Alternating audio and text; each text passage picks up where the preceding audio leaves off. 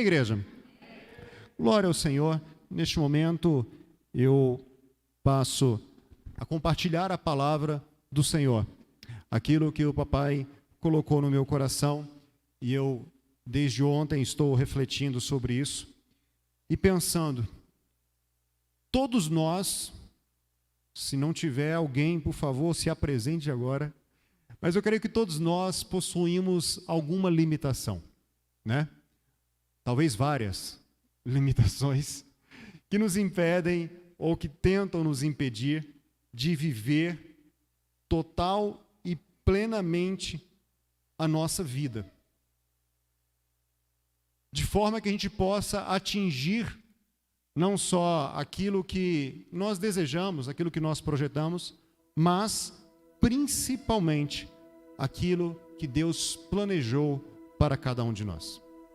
Essas limitações tentam nos parar, de forma que nós não venhamos avançar no desenvolvimento da nossa fé, do nosso relacionamento com Deus.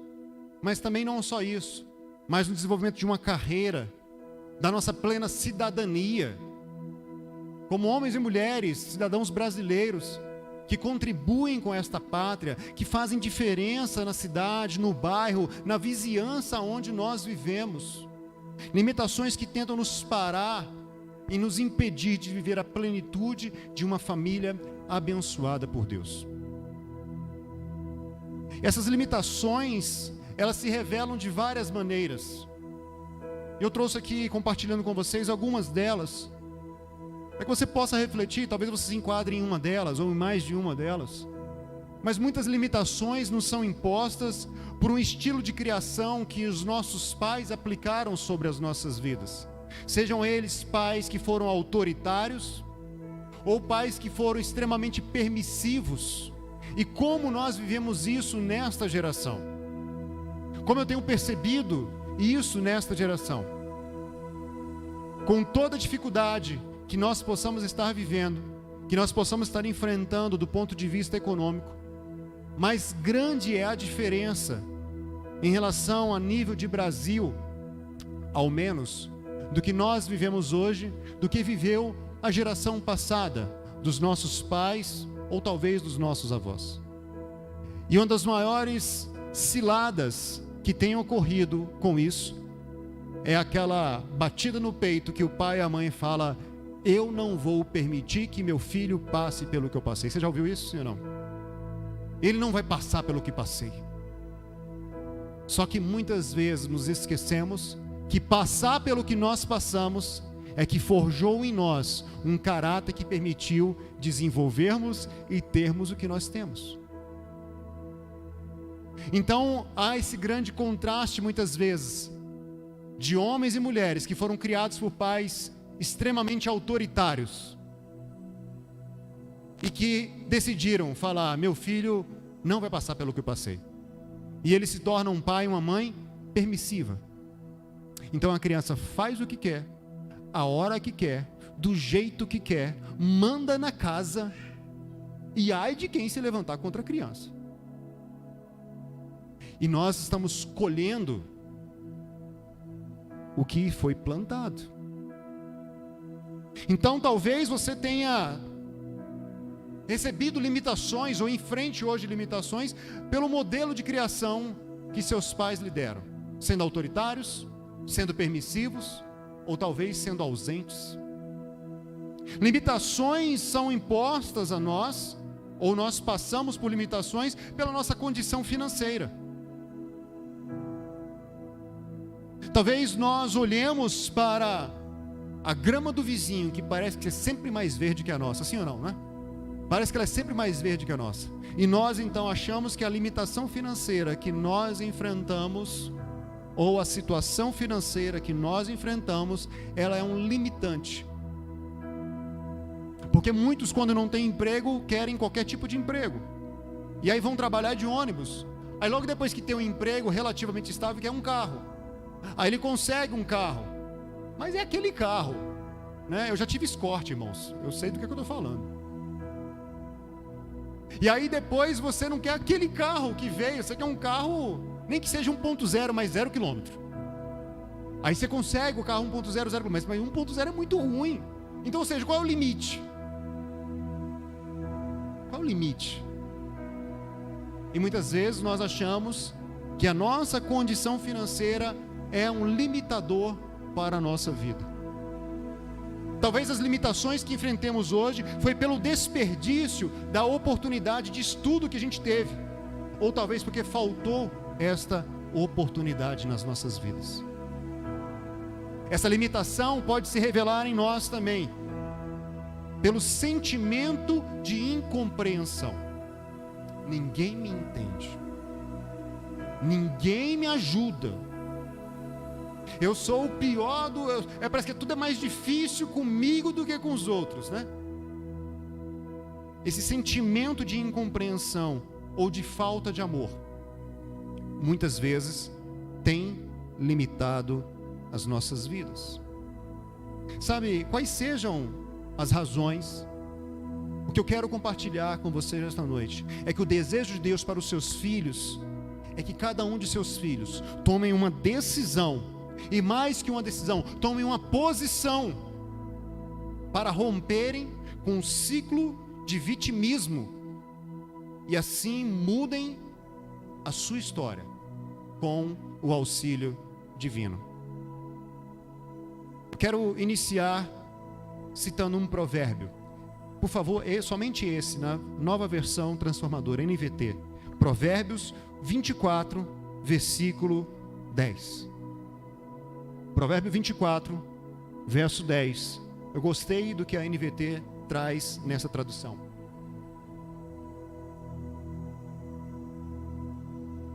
Se você vacilar no momento da dificuldade, sua força será pequena.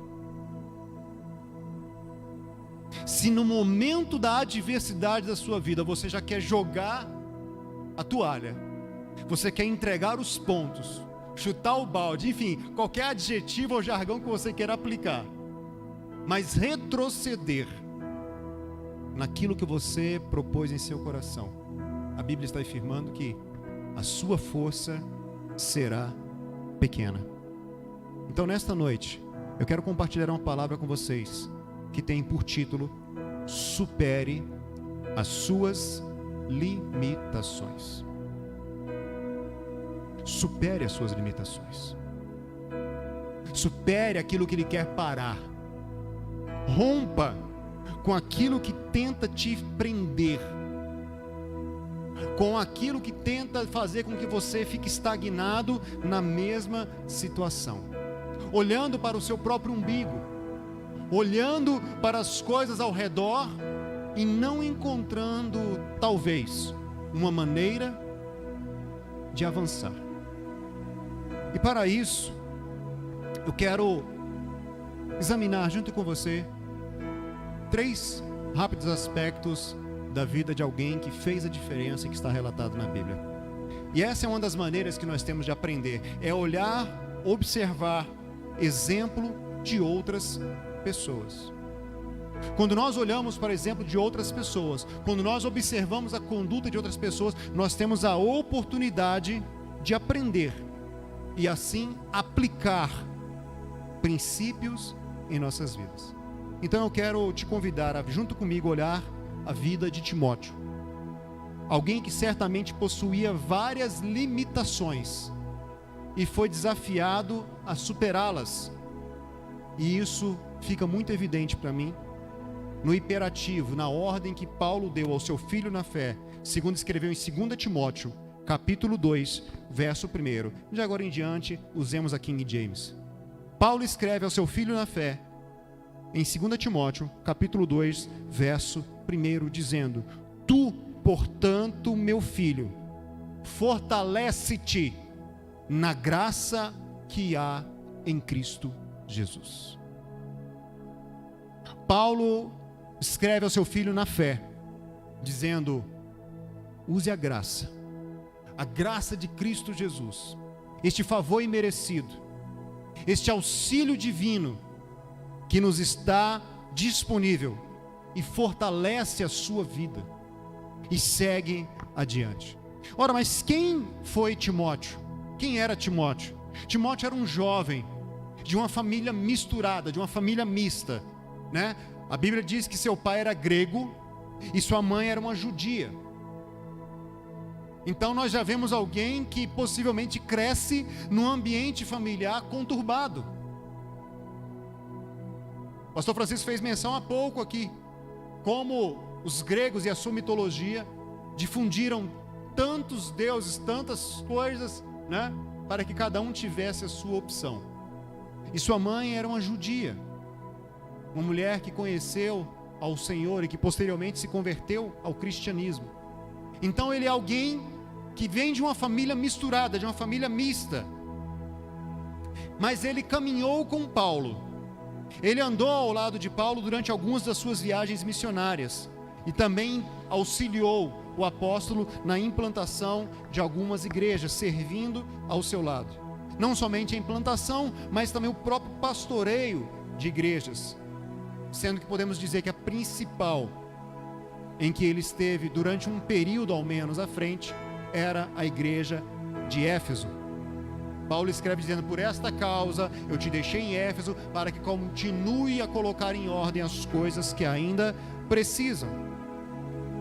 Mas essa proximidade com o apóstolo permitiu que o apóstolo o conhecesse de uma forma profunda, de uma forma íntima, de uma forma completa. O que está evidenciado em 2 Timóteo, capítulo 1, verso 5. E Paulo então testemunha a respeito de Timóteo, dizendo: da mesma forma, trago na lembrança a sua fé não fingida. Guarda isso, a sua fé não fingida, que primeiro habitou em sua avó, Lóide, e também em sua mãe, Eunice, e estou convencido de que também habita em ti. Uma fé não fingida é uma fé sincera. E eu penso que uma característica a ser cultivada por alguém que deseja superar as suas limitações é a sinceridade. E Paulo está dizendo: eu te conheço, filho, eu te conheço, Timóteo, e eu sei que a fé que tu tem é uma fé sincera. E quando eu penso em uma fé sincera, eu me lembro logo de um homem que está relatado na Bíblia, que diz que ele levou o seu filho aos discípulos e pediu que os discípulos expulsassem o demônio que tomava conta do seu filho, e ora lançava no fogo, ora lançava na água. Mas os discípulos não puderam, e Jesus chega e fala: o que está acontecendo? E ele relata o caso a Jesus, e ele pede: Senhor, se possível, faça alguma coisa. E Jesus responde: se possível? Tudo é possível ao que crê. Tu crê nisso? E ele responde: sim, eu creio. Mas no versículo seguinte está escrito que ele diz assim: ajuda-me na minha falta de fé. Eu gosto disso. Eu gosto que este homem se abre ao mestre e fala: eu disse que eu creio, mas na verdade tu sabe que lá no fundo eu tenho dificuldade em crer. Lá no fundo eu creio, mas não creio assim, mas me ajuda, Senhor. E o Senhor faz um milagre na vida dele. Esta é uma fé não fingida. Esta é uma fé de alguém que não tem medo de falar o que pensa a Deus. É uma fé de alguém que não tem medo de relacionamento com a liderança ou com qualquer liderado. Sabe, muitas vezes nós temos medo de dizer para Deus aquilo que está no nosso coração, no nosso pensamento. Eu já passei por situações como essa, trabalhando com algumas pessoas, e elas começam a dizer as aflições, as angústias que estão no seu coração, e a gente fala assim: conta isso para Deus. Eu não, pastor. Aí eu falo: e Deus não sabe o que está aí dentro? Deus não sonda o teu coração? Mas quando chega a hora de pôr para fora, de falar a verdade, as pessoas têm medo, elas travam, porque é uma fé que ainda não é totalmente não fingida. E eu quero te dizer uma coisa que talvez você se alegre: Deus se agrada de quem tem uma fé não fingida, de quem tem verdade para falar, de que fala: Deus, eu me submeto à tua vontade, mas eu não estou gostando. Deus, eu não entendo porque o Senhor fez isso, mas eu vou me submeter. Quando nós olhamos a vida de Jó, nós não vamos ler a respeito dela hoje, mas nós vemos que Jó em todo discurso que ele sustenta diante dos seus amigos que ali estão tentando aconselhá-lo, ele fala muitas coisas a respeito de Deus. E coisas que muitas vezes brotam de um coração desesperado, amargurado, doído, sofrido, de alguém que perdeu todos os seus filhos, de que perdeu a sua saúde, de que perdeu todos os seus bens, e isso de uma hora para outra. Às vezes quem olha de fora é muito fácil condenar alguém. Mas sabe, queridos, uma coisa muito interessante que eu tenho aprendido é o fator chamado tempo. Passar pelo tempo, resistir ao tempo. Nós não temos relato de quanto tempo já havia acontecido os primeiros casos, as primeiras situações na vida de Jó. Não temos. Se foram 2 meses, 2 anos, 15 anos, nós não sabemos. E aqueles que me conhecem sabem de que eu e minha família estamos passando. Eu digo que há praticamente 2 anos, enfrentando tamanha adversidade, tem dia que os dias parecem ter mais de 24 horas. Tem noites que não tem só 12 horas, parece que tem 12 semanas numa noite. E não é fácil resistir ao tempo. Não é fácil permanecer na posição. Mas Deus não rejeita aquele que fala corretamente a respeito dele. E lá no capítulo de Jó 42, verso 7, o Senhor vai testemunhar isso a respeito de Jó.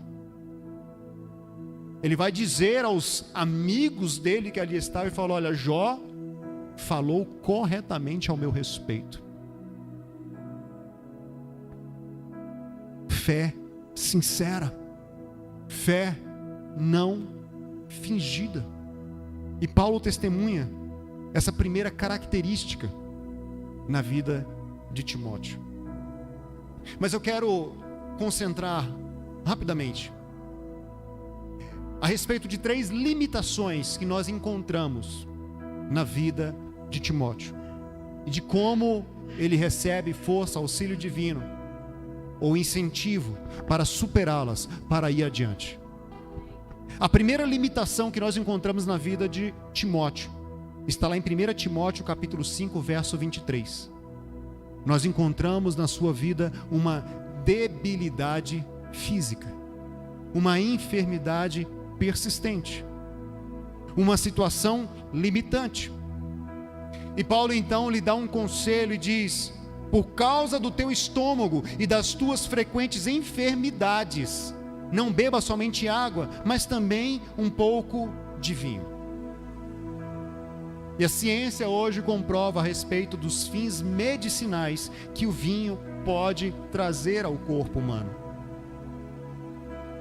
Então nós entendemos que Timóteo era alguém frágil, apesar de jovem, mas de uma saúde muito debilitada. Paulo está dizendo as suas frequentes enfermidades e pelo teu estômago, talvez uma úlcera, uma gastrite, não sabemos ao certo. Mas Paulo está dizendo: faça isso e continua e persevera. Sabe quantas vezes nós somos tentados a apresentar as nossas debilidades, sejam físicas, sejam emocionais, sejam relacionais, como desculpas para não prosseguirmos na nossa caminhada com Deus? Você não precisa me responder, eu não quero que você me responda, mas reflita sobre isso. Será que eu ou você não temos usado dessas debilidades em algumas dessas 3 esferas para poder dizer: chega, eu vou parar aqui, eu não vou adiante, eu não vou me dispor? Será que vocês não estão vendo que eu preciso de atenção? Será que vocês não estão vendo que isso me impede de caminhar? Sabe, nós devemos entender que há uma necessidade de sermos prudentes com a nossa saúde. Sim, devemos cuidar, não devemos negligenciar, não devemos fazer o que é errado e nos vangloriarmos por isso, no trato à nossa saúde. Mas também nós não podemos deixar de confiar em Deus e na vontade dele para as nossas vidas e nos esquivarmos do que ele tem proposto a nós. Eu me recordo daqueles 10 leprosos que se apresentaram a Jesus, que suplicaram a ele, pedindo: Senhor, limpa-nos. Lá em Lucas 17:14 vai falar a respeito disso. Por favor, purifica-nos.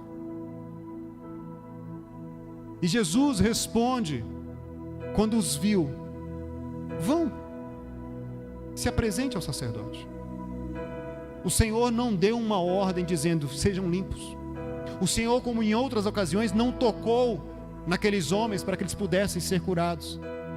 O Senhor não cuspiu no chão, fez lodo e de alguma maneira curou, como ele fez com aquele homem que estava cego. Mas ele deu uma ordem: vai, prossiga o caminho, vá ao encontro do sacerdote conforme a lei determina. E eles foram, baseados na palavra de fé. E diz que enquanto eles caminhavam, eles foram purificados.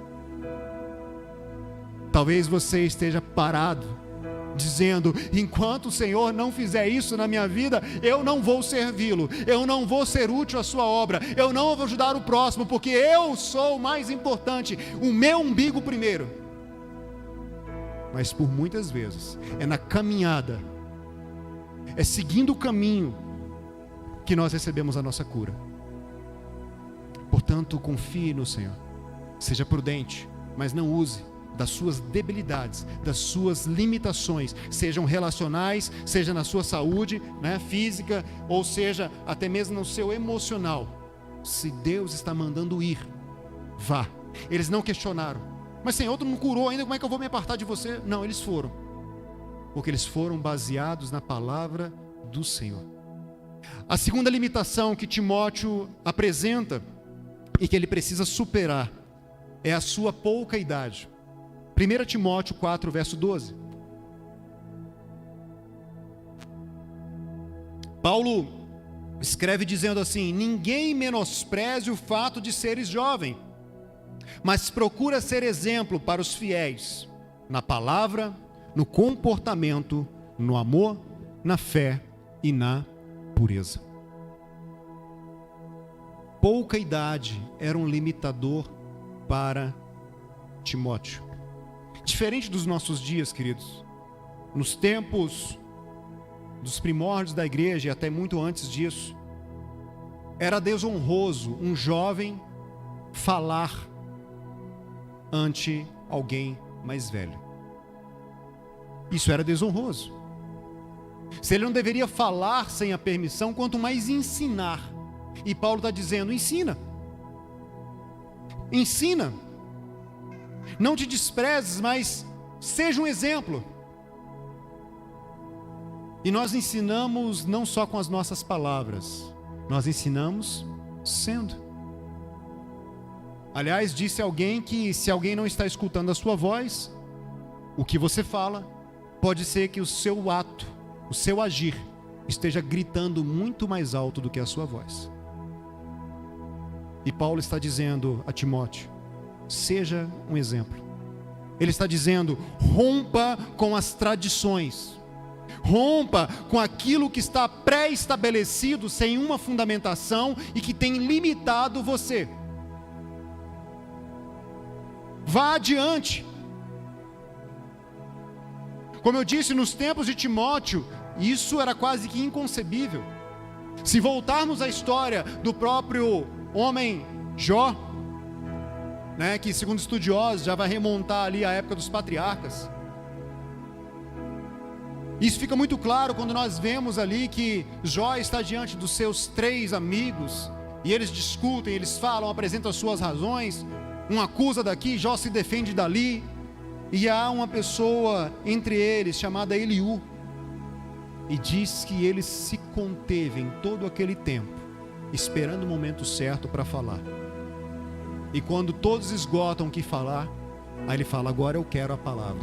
Isso é só para a gente contextualizar quais eram as práticas da qual se arrastavam, da qual vinha, onde Timóteo estava ali inserido.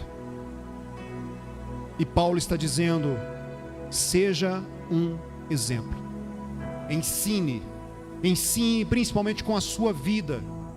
E isso vai te dar autoridade para admoestar quando for necessário. Para quando necessário abrir a boca, você vai ter a forma certa de falar.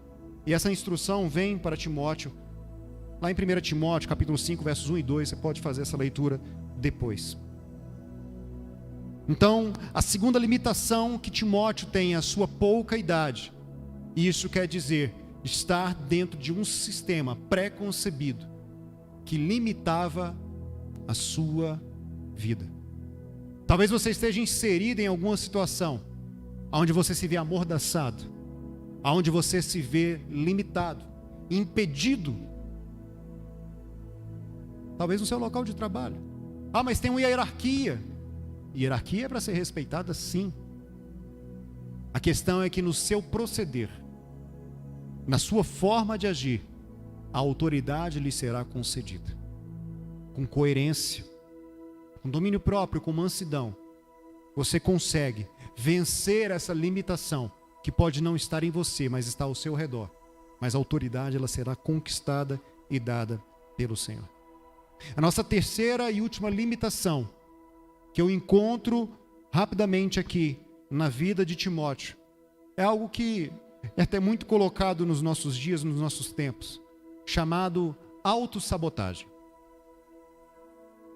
E pensa no cara que se autossabotava, era o tal do Timóteo. E o que é autossabotagem? Ela pode ser considerado como a criação de empecilhos que impedem de realizar tarefas que nós já somos capazes de executar. Mas a pessoa, ela mesma, desenvolve qualquer tipo de gatilho, qualquer tipo de situação, de empecilho, que a impede de prosseguir adiante em algo que ela pode fazer. Isso é autossabotagem. E nós podemos dizer em relação à vida cristã, que esta autossabotagem é uma rejeição, consciente ou não, dos dons que foram recebidos de Deus. E quando eu falo aqui em dons, eu quero dizer que não são só dons espirituais que são dados por Deus, mas dons também como habilidades, como aptidão natural, que podem ser aplicadas em favor do reino. E quando nós, de forma consciente ou não, sabemos que podemos fazer e não fazemos, ou melhor dizendo, quando nós sabemos que podemos fazer algo e de forma consciente ou não fazemos, nós estamos nos auto-sabotando. 1 Timóteo capítulo 4, verso 14, Paulo continua escrevendo ao seu filho e diz assim: não deixes de desenvolver o dom que há em ti. Eu gostei da King James porque ela fala a respeito disso. As versões mais originais vão dizer: não negligencie o dom que há em ti. Mas aqui nessa tradução ele fala: não deixe de desenvolver, não deixe de trabalhar, não deixe de colocar em prática o dom que há em ti, que foi outorgado por mensagem profética, com imposição de mãos por parte dos presbíteros. Paulo está dizendo: olha, Timóteo, te lembra, sobre ti foi lançada uma palavra profética, e não só uma palavra qualquer, mas o presbitério da igreja, do local onde nós estávamos reunidos, impôs as mãos sobre a sua cabeça e liberou uma palavra, reconheceu que Deus te deu uma capacidade para fazer algo da parte do Senhor, e você não pode deixar de desenvolver. Paulo está conhecendo muito bem a ponto de dizer: para com isso. Mas pensa num cara que se botava a si mesmo. Pensa num cara que largava as coisas. Isso está muito ligado à inconstância. Tinha um chefe meu que dizia que a maioria das pessoas executavam uma tarefa que tinha um começo, um meio e fica. Não chegava a um fim. E Paulo então, 3 anos depois aproximadamente, escreve novamente a Timóteo, na sua segunda epístola, dessa vez no capítulo 1, no verso 6, e ele agora tem que subir o tom. Primeiro ele escreve dizendo, olha, não negligencie, desenvolva. Mas 3 anos aproximadamente, uma nova epístola é escrita a ele. E agora ele sobe o tom. E ele fala, por esta razão, eu te admoesto, eu te incentivo, eu te lembro, eu te falo mais uma vez. Reavives. Ou seja, tinha acabado. Tinha parado. Já não existia em operação. Ele vai dizer, reaviva o dom que há em ti pela imposição das minhas mãos. Num dado momento ele fala, desenvolve, segue adiante, não deixa isso parar. 3 anos depois, ele está dizendo, acabou. Ei cara, o que aconteceu? Reaviva, dá vida novamente, prossegue. Como eu disse, isso tem a ver com constância. Um dos maiores problemas que nos limitam é essa inconstância. Aliás, Tiago vai dizer isso, né? Falou, não pensa você, homem do coração de ânimo dobre, ou seja, que tem 2 pensamentos dúbios, que você vai receber alguma coisa de Deus, não. Porque quem duvida é semelhante à onda, né? Que bate ali, vai e volta e acaba. Reavive o dom. Ressuscita aquilo que tinha sido dado a você. E eu quero que você pense qual foi a última vez que você concluiu um projeto que você iniciou.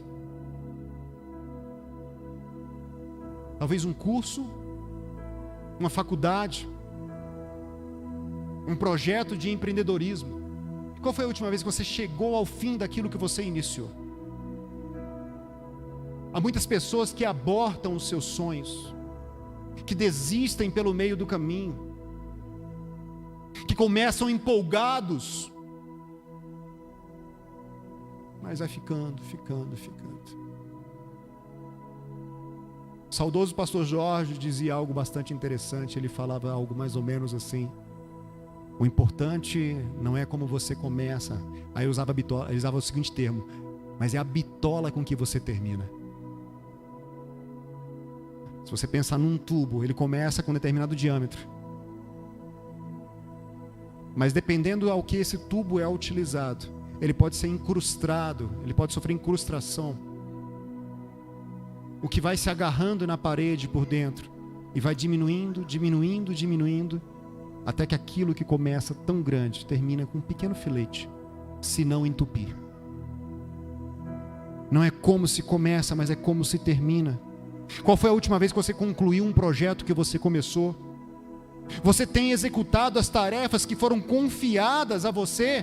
Ou você ficou pelo meio do caminho? A Bíblia mesmo diz que um homem tem 2 filhos, e ele fala assim para um: eu quero que você me ajude no campo hoje. E o mais velho diz: tá bom, eu vou, mas não vai. O mais novo diz: eu não vou não, pai, mas acabou indo. Qual dos 2 que fez a vontade do pai? A pergunta é bíblica, e a resposta também é: aquele que fez o que o pai esperava. O primeiro diz: eu vou, conta comigo, ó, é nós. Mas ficou pelo meio do caminho, se perdeu, se deixou levar. Aquilo que Deus confiou em suas mãos está rendendo alguma coisa? Aquilo que Deus depositou na sua mão, figuradamente, um dom, um talento, algo que você pode usar em favor do próximo, está rendendo alguma coisa para que você entregue a Ele no dia da prestação de contas? Ou está como aquele homem da parábola do qual o Senhor nos ensina, de um senhor que vai tomar posse, vai se ausentar do seu local, vai tomar posse de outro reino, e ele confia a alguns servos seus conforme a sua capacidade. A um ele dá 5 talentos, a um outro ele dá 2, e a outro ele dá 1. E você deve conhecer a história que diz que quando ele volta para prestar conta, aquele que recebeu 5 diz: está aqui, eu trabalhei e consegui outros 5, está aqui os 10, é teu. E ele fala: homem bom e fiel, servo bom e fiel. O de 2 também da mesma forma trabalha e consegue outros 2. Mas aquele que recebe 1 diz: Senhor, eu sei que você é muito difícil de lidar, eu sei que você é muito rigoroso, e então o que eu fiz? Eu peguei o que eu recebi, e com medo de perder eu enterrei, mas está aqui, bonitinho, do jeito que você me entregou, está aqui de volta. Ele fala: seu inútil, devia ter dado aos banqueiros, pelo menos eu receberia com juros. O que Deus colocou na sua mão está rendendo alguma coisa, querido? O que Deus te entregou continua sendo multiplicado? Ou está enterrado? Está escondido? Haverá um dia que nós prestaremos contas diante de Deus. E não se engane, a palavra diz que até das nossas palavras nós prestaremos contas a Deus. Não fique pelo meio do caminho, não seja inconstante, não pratique na sua vida a sua autossabotagem. Eu quero concluir com uma última recomendação que Paulo fez a Timóteo, que está no capítulo 4 de 1 Timóteo, versos 15 e 16.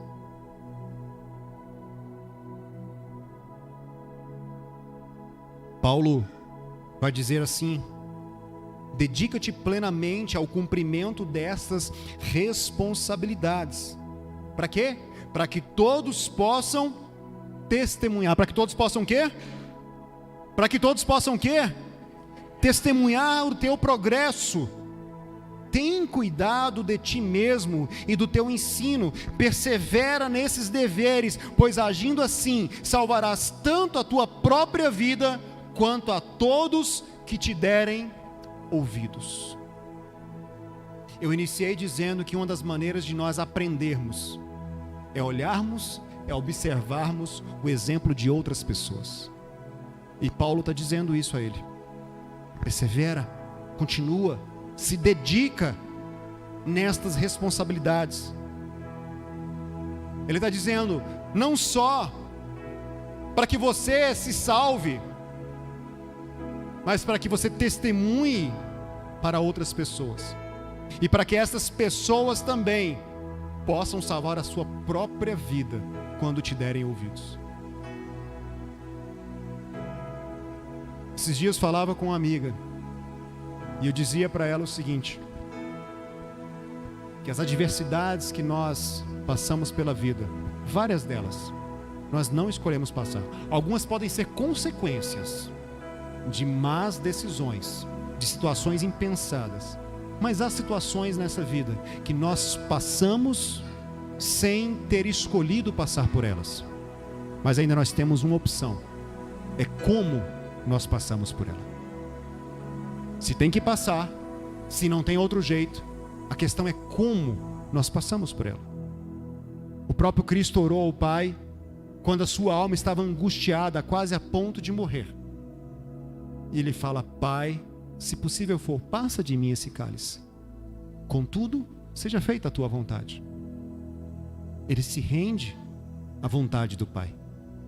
E quando ele está diante de autoridades, ele volta a afirmar: para isto, para este propósito, eu vim a este mundo. Ele está dizendo: eu tenho que passar por isso, mas eu escolho passar conforme o que tem que ser feito. Será que essa tem sido a minha, a tua postura? Será que nós temos agido desta forma? Em meio às adversidades que nós enfrentamos, temos escolhido a melhor forma de passar por ela?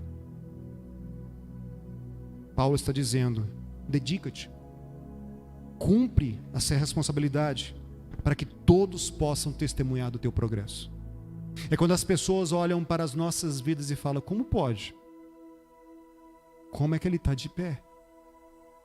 Como que isso é possível? É quando se aplica a palavra que Paulo recebeu do próprio Deus, que o poder de Deus era aperfeiçoado em suas fraquezas. Eu concluo dizendo: você pode atribuir suas limitações a outras pessoas, ou você pode superar as suas limitações e influenciar outras pessoas. Eu quero repetir isso. Você pode atribuir suas limitações a outras pessoas. Você pode se declarar vítima dos outros da situação.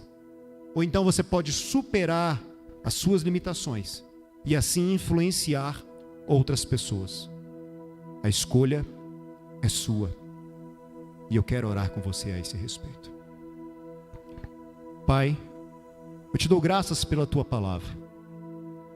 como ela está escrita, Pai, que tudo que foi escrito, tudo que está apresentado, foi feito isso para o nosso benefício. Nós temos hoje, e em tantas outras, a oportunidade de aprender a Tua vontade, os Teus preceitos, os Teus ensinamentos, baseados nas Tuas sagradas palavras. Espírito Santo do Deus vivo, este que nós, durante a parte inicial do nosso culto, reunidos para Te adorar, dizemos: convence-nos do pecado que nós vemos crescer em nós. Convence-nos da Tua verdade. A Tua palavra é a verdade.